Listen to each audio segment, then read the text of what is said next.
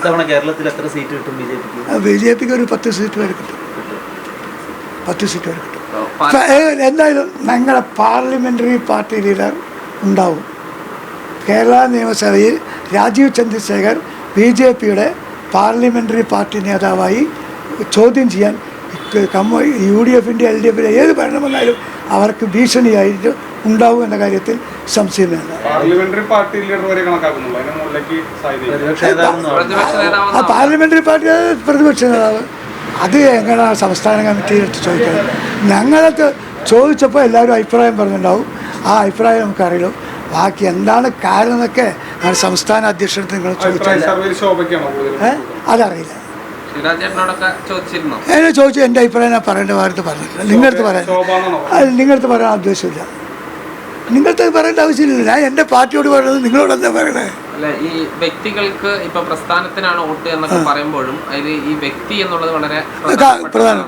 അതില് ഈ താങ്കൾ കാണുന്ന ശോഭനയാണ് കൂടുതൽ. അത് എൻ്റെ അഭിപ്രായം എൻ്റെ നേതാക്കന്മാരോട് പറഞ്ഞിട്ടുണ്ട്. അത് നിങ്ങളോട് പറയണമെന്നില്ല സൗഹൃദത്തെ. അത് പറയില്ല. അത് എന്നെ കിട്ടില്ല. എൻ്റെ പാർട്ടി കാര്യമാണ്. ഇപ്പോൾ ശിവരാജ് ചേട്ടൻ സീനിയർ നേതാവാണ്. ഇപ്പൊ നിലവിൽ കൗൺസിലർ അല്ല, മത്സരിച്ചിട്ടില്ല. അപ്പോൾ നിയമസഭയിൽ ഈ ജില്ലയിൽ ഏതെങ്കിലും ഒരു സീറ്റിൽ സാധ്യതയുണ്ടോ? ഇല്ല, ഞാൻ മത്സരിക്കുന്നില്ല തീരുമാനിച്ചത്.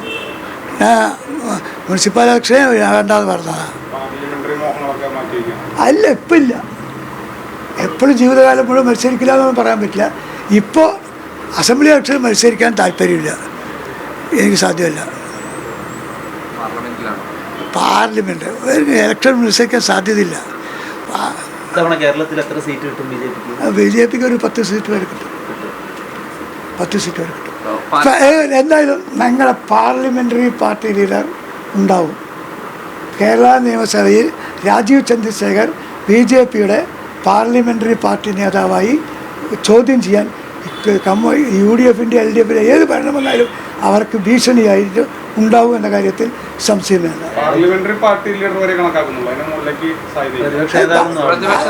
പാർലമെൻ്ററി പാർട്ടി പ്രതിപക്ഷ നേതാവ് അതിനല്ലേ വരിക. അത് വരട്ടെ. ആദ്യം ഇത് വരട്ടെ. നിങ്ങൾ മുഖ്യമന്ത്രിയാകുമോ പ്രധാനമന്ത്രിയാകുമോ ചോദിക്കേണ്ട. ഭാവി BJPക്ക് ഭാവിയല്ല. കേരളത്തിൽ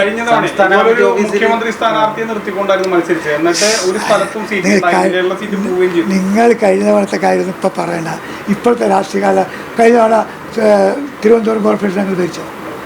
തിരുവനന്തപുരത്ത് ഉള്ള പ്രതിപക്ഷമായിരുന്നു. ഇപ്പോഴോ പിന്നെന്താ? തിരുവനന്തപുരം കോർപ്പറേഷനാ, മുനിസിപ്പാലിറ്റി അല്ല. തിരുവനന്തപുരം കോർപ്പറേഷൻ CPMൻ്റെ ഉരുക്കുകോട്ട.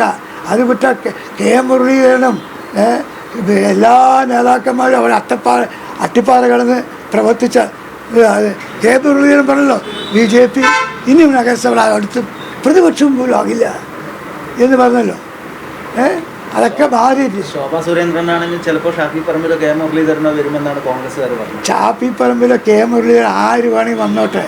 പാലക്കാടല്ലേ? നിങ്ങൾ പാലക്കാട് കൂടി പഠിച്ചിട്ടില്ലേ? നിങ്ങളെല്ലാവരും കഴിഞ്ഞ എന്നോട് പറഞ്ഞത് ശോഭ വേണം, ശോഭനെ നിർത്തണം. ഇതിൽ ഒരാളും പറയാത്തവരില്ല ശോഭയ്ക്ക് നല്ല ചാൻസാണെന്ന്. ആ ചാൻസ് ഇപ്പോഴും ഉണ്ട്. നിങ്ങൾ ആരാ പറയാത്ത ഒരൊറ്റ ചാനലുകാരില്ല. കഴിഞ്ഞ ബൈ ഇലക്ഷനിൽ ശോഭയെ നിർത്താത്തതാണ് പരാജയത്തിന് കാരണം, അങ്ങനെയാണോ? അത് ഞാൻ പറഞ്ഞിട്ടില്ല. നിങ്ങൾ അഭിപ്രായം ഉണ്ടെങ്കിൽ നിങ്ങളുടെ അഭിപ്രായം. പക്ഷേ ഈ ശോഭയ്ക്ക് വിജയ സാധ്യത ഉണ്ടെന്ന് പറയുന്നു. അതിന് മുമ്പ് ഈ ശ്രീധരൻ 3000 ചെറിയ മാർജിനിലാണ് നഷ്ടപ്പെട്ടത്. ഇതിനിടയിൽ 18,000 വോട്ടിന്റെ ഒരു പരാജയം ഉപതെരഞ്ഞെടുപ്പിൽ വരുന്നു. അതുണ്ടാവുന്ന തിരഞ്ഞെടുപ്പിൽ പരാജയം വിജയം ഉണ്ടാവും. വോട്ട് കൂടും കുറയും. ഞാൻ ഒരു പ്രാവശ്യം എൻ്റെ വാർഡിൽ നിൽക്കുമ്പോൾ ഒരു പ്രാവശ്യം 1010 വോട്ട് ഒരു വാർഡിൽ ജയിച്ചു. നെക്സ്റ്റ് ഇലക്ഷൻ വന്നപ്പോൾ ഞാൻ 380 വോട്ടാണ് ജയിച്ചത്. 1010 പേരും BJPക്ക് എതിരാണെന്നല്ല. അപ്പത്തെ ഒരു സ്ഥാനാർത്ഥി ഗ്രൂപ്പിസം ഇല്ല. ഞങ്ങൾ ഈ ഗ്രൂപ്പിസം, നിങ്ങൾ 16 പത്രക്കാര സംഘടനയുണ്ട്. അതിൽ 8 ആളുടെ ഗ്രൂപ്പിസമുണ്ട്. പത്രക്കാര സംഘടന എനിക്കറിയും. തല്ലുപടി നടക്കും ഇലക്ഷൻ വരുമ്പോൾ. അപ്പോൾ ഒരു വലിയ ജനാധിപത്യ സംഘടനയാകുമ്പോൾ അഭിപ്രായങ്ങളൊക്കെ ഉണ്ടാവും. ആ അഭിപ്രായം ഗ്രൂപ്പിസം കൊണ്ട് പറഞ്ഞാൽ ഞങ്ങളുടെ നാട്ടിൽ എത്ര ഗ്രൂപ്പുകാർ ആരൊക്കെ പോയിരിക്കണം. ഒരു ചുക്കിനെ കൊണ്ടുപോകാൻ പറ്റിയിട്ടുണ്ടോ? ഒരു ചുക്കും ചുണ്ണാമ്പ് ഇവിടുന്ന് പോയിട്ടുണ്ടോ?